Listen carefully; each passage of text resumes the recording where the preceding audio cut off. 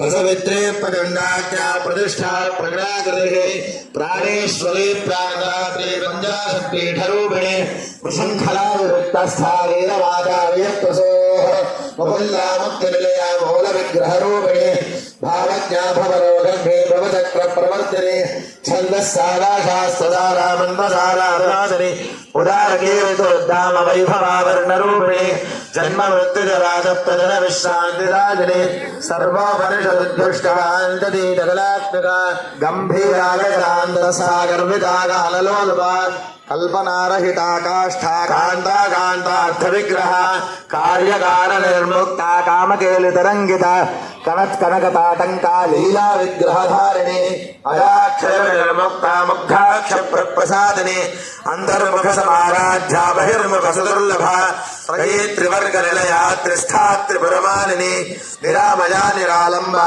स्वात्मा रामा सुधा श्रुतिः संसार पंक निर्मग्न समुद्धरण पंडिता यज्ञ प्रिया यज्ञर्थे स्वरूपिणे धर्माधाराधनाध्यक्षा धनधान्य विवर्धने विप्रप्रिया विप्ररूपा विश्वभ्रमणकारिणे विश्वग्रासा विद्रुमाभा वैष्णवी विष्णुरूपिणे हयोनिजया कूटस्था कुलरूपिणे वीरगुणश्री प्रिया वीरनैश्वर्यानागरूपिणे विज्ञानकलनाकल्या विदग्धा वैनरासना यद्वाधिकातत्त्वमयी तत्त्वमर्थस्वरूपिणे सौम्या सदाशिवकुटुम्बिने संव्यावसव्यमानकस्था सर्वापद्विनिवारिणे स्वस्था स्वभावमुदरा धीराधीरजवल्चिता चैतन्यार्घ्यसमाराध्या दैरण्यवतमप्रिया सुधातीता सदाकृष्टा करुणादित्यवाटला दक्षिणा दक्षिणाराध्या वरस्वैरमुखाम्बुजा मौलिने केवलानघ्या कैवल्यवरदायिने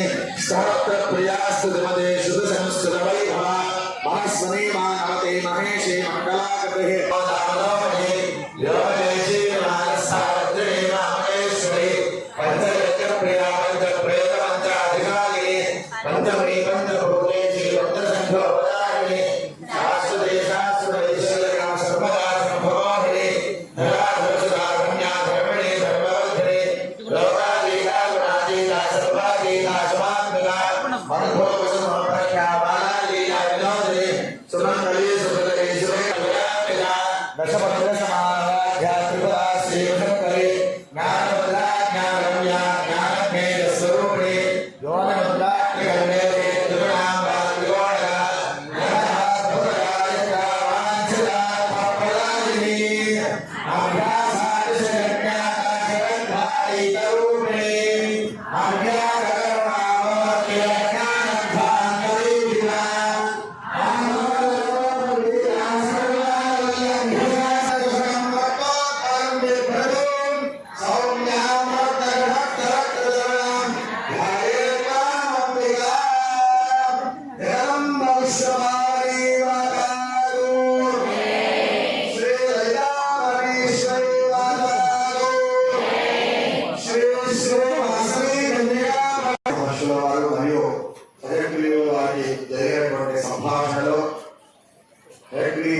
సంవాది వారిరువురు కూడా అమ్మవారికి సులుస్తూ చెప్తూ ఉన్నారన్నమాట.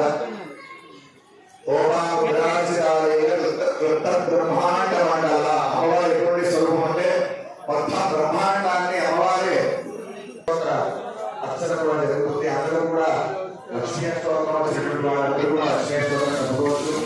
వేరే పక్షంలో శ్రీ మహాదేవచ్చు లేదా కన్యకాపరమేశ్వరికి నమః మీరు కూడా చెప్పుకోవచ్చు.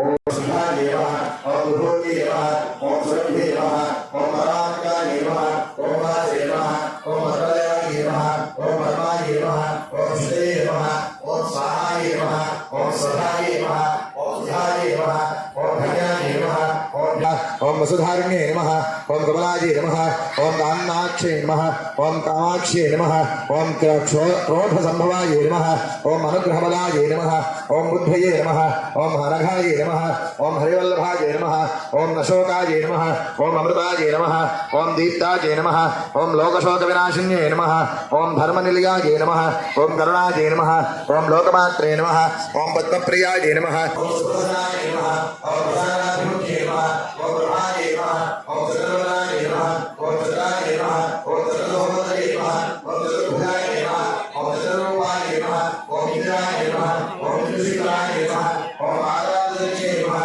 ओम पुष्टे नमः ओम शिवाय नमः ओम शिवगंगे नमः ओम सत्ये नमः ओम रुद्राय नमः ओम विश्वगंगे नमः ओम पुष्टे नमः ओम बालविनाशिने नमः ओम वीरशरणे नमः ओम भागाय सर्वशक्ति स्वयं समन्विते भयेभ्यः ब्राह्मणो देवी दुर्गे देवी नमोस्तुते या देवी सर्वभूतेषु मातृरूपेण संस्थिता नमस्तस्यै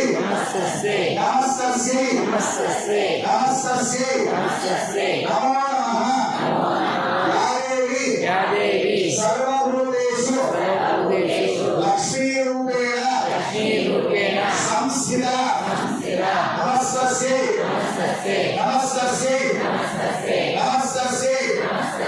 नमो नमः या देवी सर्वभूतेषु शक्तिरूपेण संस्थिता नमस्तस्यै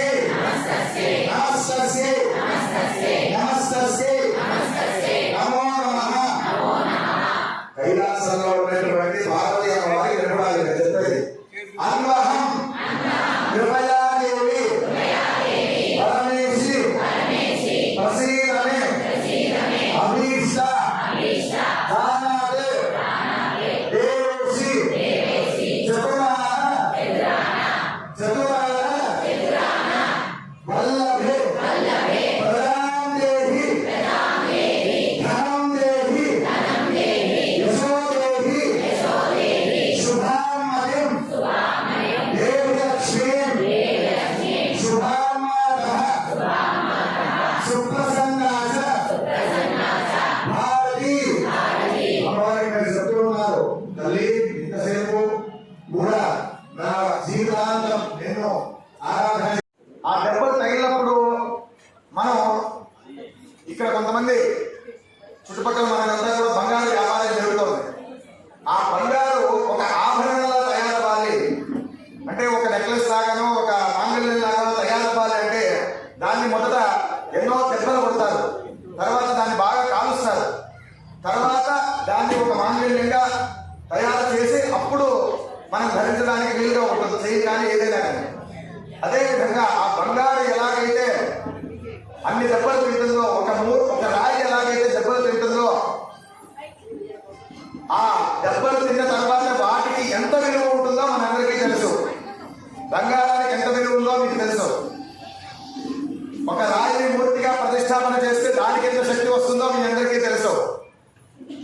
అదేవిధంగా మన జీవితంలో మనకు పడేటువంటి దెబ్బలు ఏవైతే ఉన్నాయో వాటన్నిటినీ కూడా భగవంతుడు భగవంతుడిని మనం శిల్పిగా భావించి, మనల్ని మనం రాయిగా భావించి, మనలో ఉన్నటువంటి ఆ రాయిలో ఉన్నటువంటి ఆ డస్ట్ ఏదైతే ఉందో, మరి మన శరీరానికి కావలసినటువంటి శక్తిని భగవంతుడు చెబుతూ ఉంటాడు శిల్పిలా.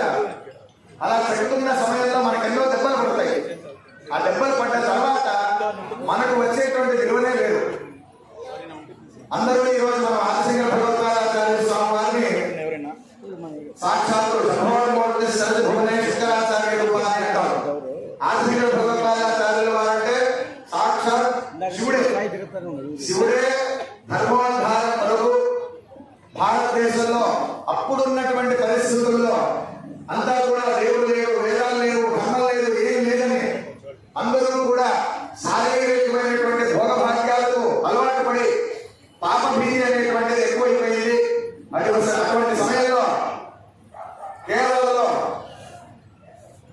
కాలనీ క్షేత్రంలో ఆదిశంకర భగవత్పాదాచార్యుల వారు శివుడు ఆర్యాంబ వారి యొక్క దంపతుల యొక్క గర్భంలో వైశాఖ శుక్ల పంచమి నాడు ఆయన జననం జరిగింది. ఆ మహానుభావులు సాక్షాత్ పరమేశ్వరుడే. వారిరువురు దంపతులకి కూడా ఎలాగైతే వసుదేవుడు దేవికి గర్భంలో కృష్ణుడు జన్మించాడో అదేవిధంగా శివుడు ఆర్యాంబ గర్భంలో ఆదిశంకర భగవత్పాదాచార్యుల వారు జన్మించారు. మనకి ఇక్కడ ప్రాంతంలో ఆదిశంకరాచార్యుల వారి గురించి చాలా మందికి తెలియదు. ఆదిశంకర భగవత్పాదాచార్యుల వారు లేకపోతే ఈరోజు ఎవరి నోట కూడా భగవన్నామ స్మరణం అనేటువంటిది రాదు. భగవన్నామ సంకీర్తనం మనం చేస్తున్నాము అంటే లలితా సహస్రనామం కానీ, విష్ణు సహస్రనామం కానీ, భాగవతం కానీ, పురాణాలు కానీ, వేదాలు కానీ వీటిని కూడా అధ్యయనం చేయగలుగుతున్నాం, వాటి గురించి తెలుసుకోగలుగుతున్నాము అంటే దానికి కారణం కేవలం ఆదిశంకర భగవత్పాదాచార్యుల వారే. వారి యొక్క జీవితకాలం కేవలం 32 సంవత్సరాలు మాత్రమే. ఆ 32 సంవత్సరాల్లో భగవంతుడు ఆయనకు ఇచ్చింది 16 సంవత్సరాలు మాత్రమే. ఆయన వేదవ్యాసుల వారిని కలిసిన తర్వాత వేదవ్యాసుల వారు నీవు 16 సంవత్సరాలు ఈ భూమి మీద ఉండడం కాదు, ఇంకా అధికంగా 16 సంవత్సరాలు ఉండి ధర్మాన్ని నిలబెట్టాలి అని వేదవ్యాసుల వారు చెప్పగా 4 వేదాలకు ప్రతీకగా దక్షిణంలో ప్రప్రథమంగా మొట్టమొదటి పీఠంగా శృంగేరి దక్షిణాంనాయ పీఠాన్ని స్థాపించి 4 శిష్యులలో మొదలువారైనటువంటి శ్రీ సాక్షాత్తు బ్రహ్మస్వరూపులైనటువంటి వారు సురేశ్వరాచార్యుల వారిని అక్కడ ఆచార్యులుగా నియమించి తదనంతరం పూర్వంలో గోవర్ధన పీఠం జగన్నాథ స్వామి వారి యొక్క సన్నిధిలో గోవర్ధన పీఠాన్ని పెట్టారు. అదేవిధంగా పశ్చిమంలో ద్వారకలో కాళికా పీఠాన్ని స్థాపన చేశారు. అదేవిధంగా ఉత్తర భారతంలో జ్యోతిర్మఠాన్ని స్థాపన చేశారు. అలాగే ఇవాళ మనం ఏదైతే చెప్పుకుంటున్నామో కాశ్మీరంలో సర్వజ్ఞ పీఠాన్ని అధిరోహించారు. కొంతమంది దుష్కర్ముల వల్ల, కొంతమంది దేశద్రోహం వలన అది మన భారతదేశ భాగానికంటే మొదటి భాగంలో ఉండి ప్రస్తుతానికి అమ్మవారి యొక్క అనుగ్రహం ద్వారా చివరి మన భారతదేశానికి చివరి భాగం ఏదైతే ఉందో అక్కడే కొన్ని రోజుల 1 సంవత్సరం పాటు క్రితం, ఒక 2-3 సంవత్సరాల క్రితం సాక్షాత్తు పరమేశ్వర స్వరూపులైనటువంటి శ్రీ భారతీయ మహాస్వామి యొక్క కనకమల సంజాతులైనటువంటి సాక్షాత్ చంద్రశేఖర భారతీ స్వామి వారి యొక్క స్వరూపులైనటువంటి శ్రీ విధుశేఖర భారతీ స్వామి వారు అక్కడ శారదాంబ వారిని ప్రతిష్టాపన చేయడం జరిగింది. తీర్థాల్ అనేటువంటి గ్రామంలో అక్కడ శారదాంబ వారి ఆలయాన్ని నిర్మాణం చేయడం జరిగింది. మనం ప్రతిరోజు చెప్పేటువంటి శ్లోకంలోనే ఉంది, నమస్తే శారదాదేవి కాశ్మీర ప్రవాసిని. కాశ్మీర్ అనేటువంటిది భారతదేశంలో భాగమే. ఆ కాశ్మీర దేశంలో అమ్మవారి యొక్క సర్వజ్ఞ పీఠం ఉంది. కొంతమంది దుష్టముల వలన అదంతా కూడా ఆ భాగం అంతా కూడా కొంచెం ఇప్పుడు ఇబ్బందికర వాతావరణంలో ఉంది. అందరూ కూడా ప్రార్థన చేయాలి. అష్టాదశ శక్తి పీఠాల్లో ఒకటైనటువంటిది కాశ్మీర్లో సరస్వతి అమ్మవారు అక్కడ ఉన్నారు. అటువంటి కాశ్మీర్ సరస్వతి, ఆ సరస్వతి అమ్మవారిని ధ్యానం చేసి శారదా రూపంగా శృంగేరిలో సరస్వతి అమ్మవారి నవగ్రహాన్ని వారి యొక్క అమృత హస్తాలతో ప్రతిష్టా కుంభాభిషేక కార్యక్రమాన్ని నెరవేర్చబోతున్నారు. ఇక్కడ వచ్చినటువంటి వాళ్ళందరూ కూడా ఇది ఒక మీకు మళ్ళీ రీస్టోర్ చేసుకోవడానికి, మామూలుగా ఒక ఫోన్ పాడైపోయి ఉంటుంది అనమాట, స్టోరేజ్ అంతా కూడా